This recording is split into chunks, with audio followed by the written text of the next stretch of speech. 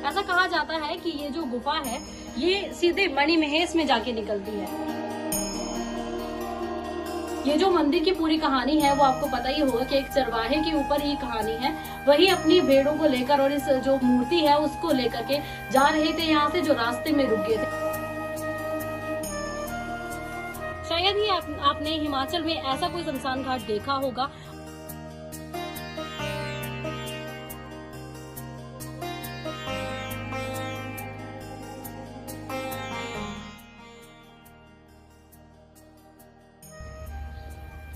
नमस्कार, आप देख रहे हैं हिमाचल 24/7 और प्राइम टाइम हिमाचल। इस समय हम पहुंच चुके हैं बनोटू में। यहाँ पे एक बहुत ही प्राचीन जो मंदिर है वो स्थित है और यहाँ की लोकेशन इतनी अच्छी है कि पीछे बर्फ के पहाड़ है और इस तरफ ही चाय के बगीचे हैं। ये जो मंदिर है ये बहुत ही ज्यादा पुराना है और इसका जो इतिहास है वो बहुत ही ज्यादा खास है। तो चलिए हम देखते हैं कि क्या इसका इतिहास है, इसके बारे में हम और जानेंगे। अभी हम अंदर चलेंगे, फिर देखते हैं कि क्या इसका इतिहास है और कैसे यहाँ पे जो है मूर्ति की स्थापना की गई है।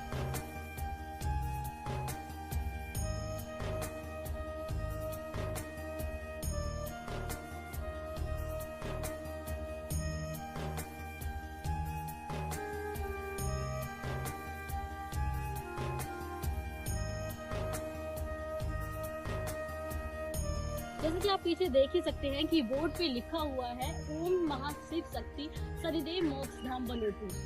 ये जो यहाँ पे है शिव और पार्वती जी का मंदिर है, शनिदेव जी का मंदिर है और जो मोक्ष धाम लिखा हुआ है वो यहाँ पे जब किसी इंसान की मृत्यु हो जाती है उसके बाद बोलते हैं कि वो मोक्ष को प्राप्त हो गया, तो उसके लिए यहाँ पे शमशान घाट बनाए हुए हैं। आपको बहुत जानकर हैरानी होगी कि ये जो धाम है, ये जो मोक्ष यात्रा है और ये जो भी यहाँ पे शमशान घाट बनाया हुआ है ये प्रशासन के द्वारा नहीं बनाया गया है, ना ही सरकार ने इसमें कोई योगदान दिया है। ये सिर्फ एक एक्स सर्विसमैन के द्वारा बनाया गया है जिनका नाम है बलवंत सिंह। अगर आपने भी यहाँ पे आना हो तो ये जो मंदिर है ये राजपुर के साथ ही जो छोटा सा गांव है एक बनोटू उसमें है और बिल्कुल सड़क के साथ लगा हुआ है, इसलिए आपको यहाँ पे आने में कोई दिक्कत नहीं होगी। अभी हम मंदिर के प्रवेश द्वार में पहुंच चुके हैं, तो चलिए अब अंदर जाते हैं और जो यहाँ पे जो ग्रामीण जो लोग हैं जो पूजा याचना कर रहे हैं उनसे पूछते हैं कि इस मंदिर की कहानी क्या है। तो चलिए अब आपको लेके चलते हैं मंदिर के अंदर।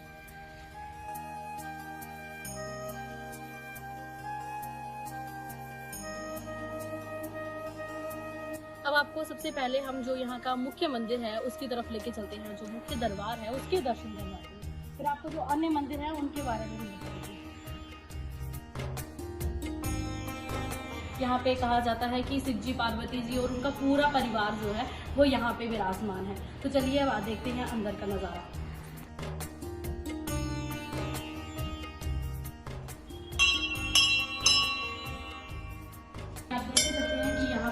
वो शिव जी पार्वती जी की प्रतिमाएं रखी हुई हैं और ऐसा कहा जाता है कि ये जो मूर्तियां हैं ये जो है स्टैंडिंग, जो मतलब खड़ी हुई स्थिति में है।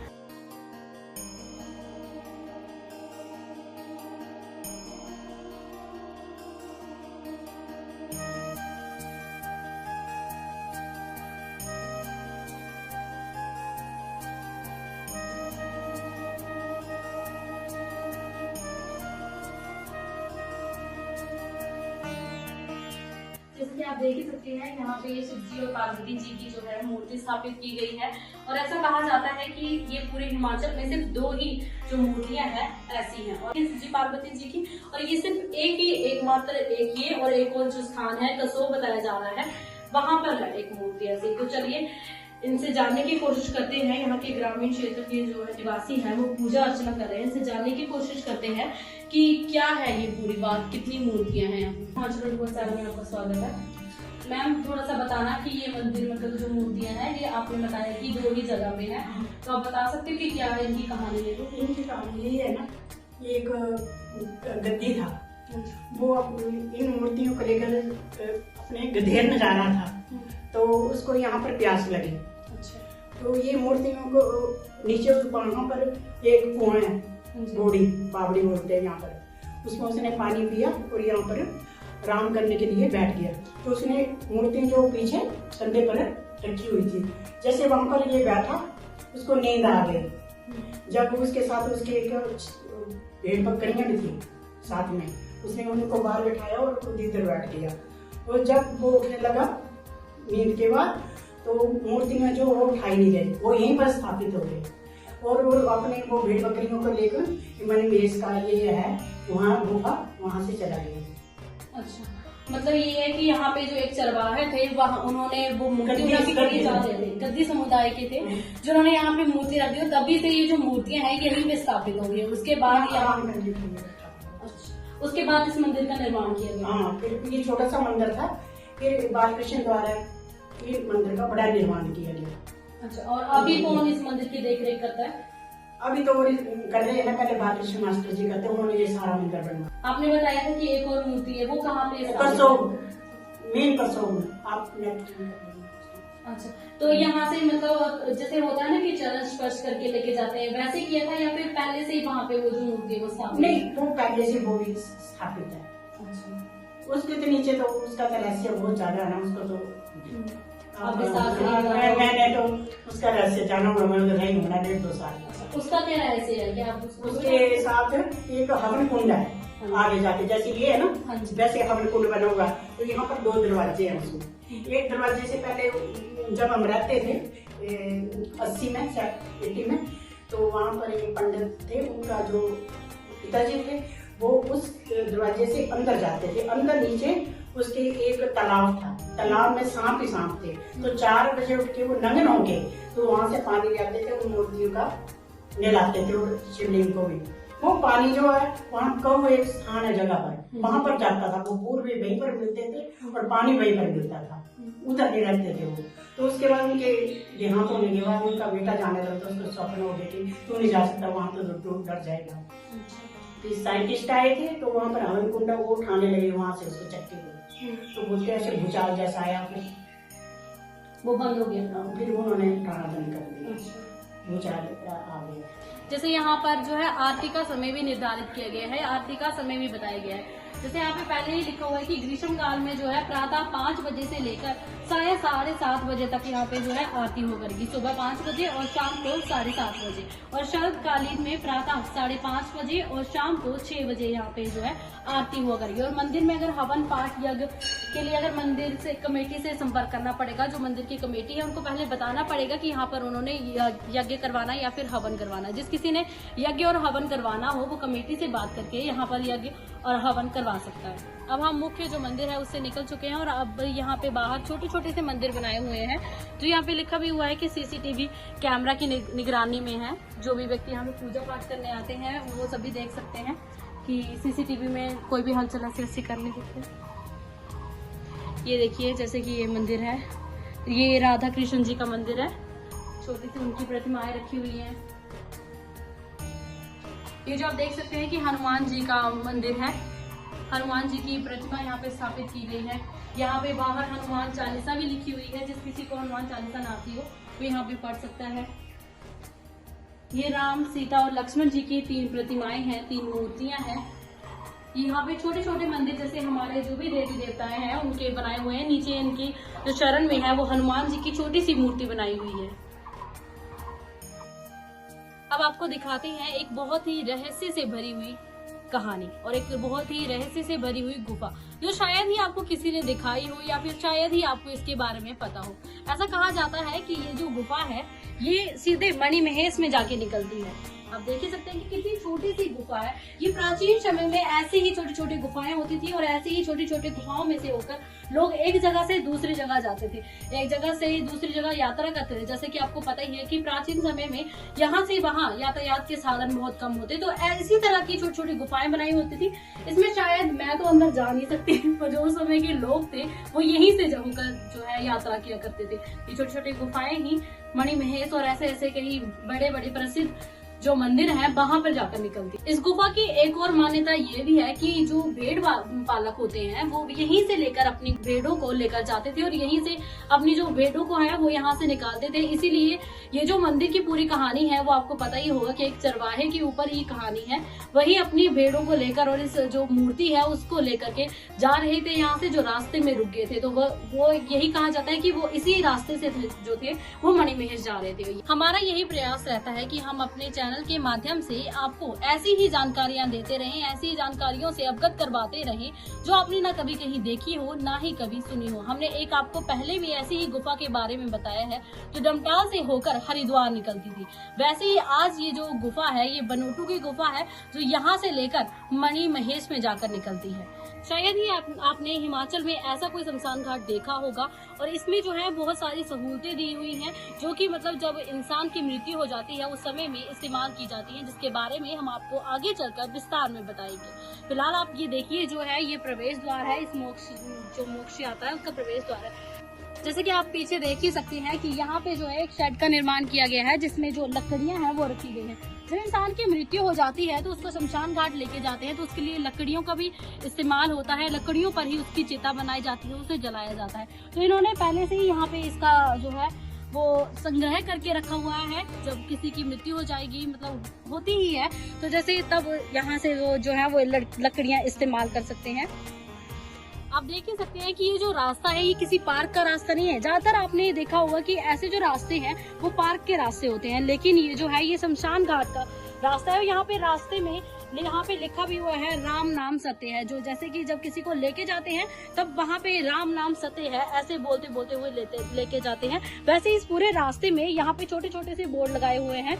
ये आप देख ही सकते हैं, ये छोटे छोटे से बोर्ड जो है वो यहाँ पे लगाए हुए हैं, राम नाम सत्य है। जब किसी की मृत्यु हो जाती है तो उसको लेकर जो जाते हैं तो राम भगवान का ही याद किया जाता है, उन्हें राम भगवान का नाम लिया जाता है। यहाँ पे आप देख ही सकते हैं कि किस तरह से जो है वो श्रवण जी की जो प्रतिमा है वो स्थापित की गई है। श्रवण कुमार जो है वो अपने माता पिता को जो है एक अपने कंधे पे उठाकर हर जगह की यात्रा करवाया करते थे। उनकी प्रतिमा यहाँ पे बनाई हुई है और यहाँ पे जो एक छोटे से पार्क का भी निर्माण किया गया है। आप ये जो है यहाँ पे भी देख सकते हैं कि कितनी अच्छी जो है जो सुविचार है वो लिखे हुए हैं। सदा शिव मुक्ति धाम में आपका स्वागत है। सबसे पहले इन्होंने स्वागत किया हुआ है। कभी सोचा था मृत्यु अटल है, मेरी यात्रा में शामिल सभी भाई बंधुओं को मेरा अंतिम नमस्कार है। कि जब यहाँ पे इन्होंने जो व्यक्ति मर चुका होता है उसके अंदर जो भावनाएं होती हैं उनको बखूबी निखारने का काम किया है। कि जैसे जब वो अंतिम यात्रा में होता है तो अपने भाई जो बंधु होते हैं उनको, अपने परिवार वालों को आखिरी नमस्कार करता हुआ जा रहा है, जो इन्होंने यहाँ पर लिखा हुआ है। तो चलिए अब बढ़ते हैं आगे की तरफ। ये शमशान घाट है, कितनी अच्छी यहाँ पे पेड़ों का रखरखाव किया गया है, फूल और पौधे लगाए हुए हैं। कितने अच्छे तरीके से पूरे शमशान घाट को सजाया गया है। ऐसा लग ही नहीं रहा है कि मानो ये कोई शमशान घाट है। अभी हम आपको इतनी देर से जो है आगे का दृश्य दिखा रहे थे, अब आप यहाँ से पीछे का दृश्य देख सकते हैं कि हम इतनी देर से जो आपको दिखा रहे थे वो नजारा कैसा है। आप देख ही सकते हैं कि कितने अच्छे तरीके से इसकी बनावट की गई है, इसकी सजावट की गई है।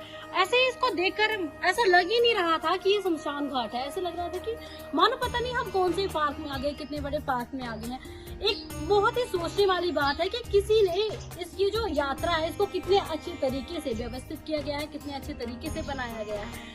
ये जो शमशान घाट है ये सड़क के साथ लग गई है। जब कई बार यहाँ से लोग जो है वो बसों में यात्रा कर रहे होते हैं तो वो इस तरफ देखते हैं और सोचते हैं और सोच में पड़ जाते हैं कि ये कौन सी जगह है, क्या है। यहाँ पे देखो कितनी अच्छी तरह से लाइट है, उनका निर्माण किया गया है। रात के अंधेरे के समय ये सारी लाइटें जली हुई होती हैं। ऐसा नहीं है कि यहाँ पे लाइट ना हो, हर जगह लाइटों का प्रबंध किया गया है।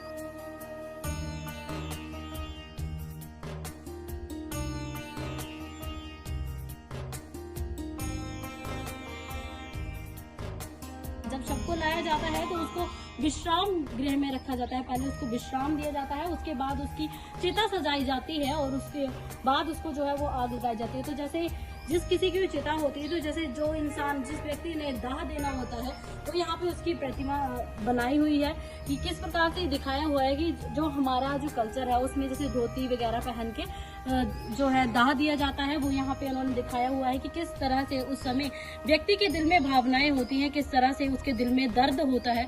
उस दर्द को इन प्रतिमाओं, इन मूर्तियों के द्वारा दिखाने की कोशिश की गई है। और वहीं उसी तरफ देख सकते हैं आप यमराज जी का जो प्रतिमा है वो स्थापित की गई है। ऐसे कहा जाता है कि जब इंसान की मृत्यु होती है तब यमराज जी हैं जो है वो उसको यमलोक से ले जाने के लिए आते हैं। आप देख ही सकते हैं यहाँ पे कैसे यमलोक के राजा यमराज जी हैं, उनकी प्रतिमा है। ये देखिए, आप देख सकते हैं यहाँ पे लिखा हुआ है शिव मुक्ति धाम बनोपुर। इसमें लिखा हुआ है कि मेरे प्यारे भाई बंधुओं, यहाँ तक पहुँचाने में आप सभी का धन्यवाद। इसके आगे मैं अकेला ही चला जाऊंगा। ये बिल्कुल जाहिर सी बात है, सच बात है कि यहाँ तक ही जो है वो घर वालों का, दोस्तों का, जो भी हमारे सगे भाई बंधु संबंधी होते हैं, यहीं तक उनका साथ होता है। इसके आगे की जो यात्रा है वो इंसान को अकेले ही जो है वो तय करनी पड़ती है, अकेले ही उसकी यात्रा करनी पड़ती है। तो यहाँ पे इन्होंने जो व्यक्ति है, जो शब्द है, उसके मन की जो बातें होती हैं उनको दर्शाने की कोशिश की गई है।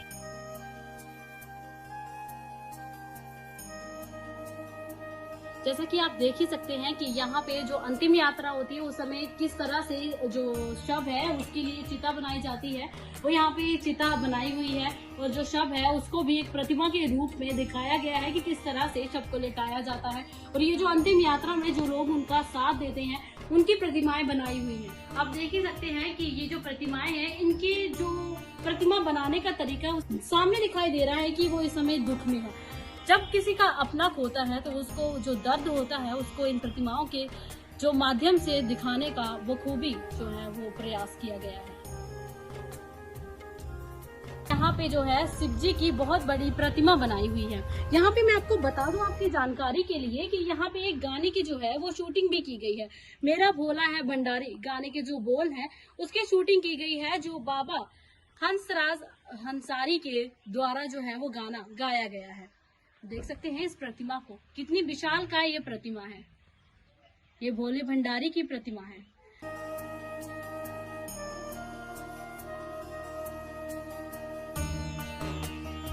अब हम आपको एक बार फिर से पूरा जो दृश्य है वो दिखा देते हैं कि किस तरह से जो है वो शमशान घाट बनाया गया है। या आप ऊपर से जो है वो ये इन दृश्यों को देख पा रहे हैं। आप देख ही सकते हैं कि इसके साथ ही पीछे की तरफ चाय के बगीचे हैं। कहा जाता है कि ये जगह जो है वो हिमाचल चाय बगीचों का बागान है।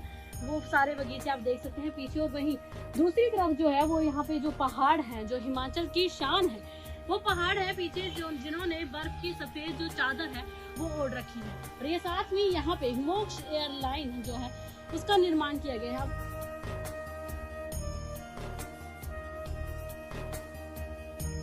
जैसे कि आप ये पीछे एयरलाइन देख ही सकते हैं। इस एयरलाइन के माध्यम से लोगों को ये संदेश दिया गया है कि यहाँ पे जो है वो आपका समय जो है वो खत्म हो चुका है, यहाँ तक ही आपका समय खत्म हो गया, यहीं से आपका जो अगला सफर है वो अब वो शुरू होने वाला है। तो इस माध्यम से बहुत अच्छे तरीके से एयरलाइन के जो माध्यम है उसकी तरफ से यह मैसेज दिया गया है लोगों को।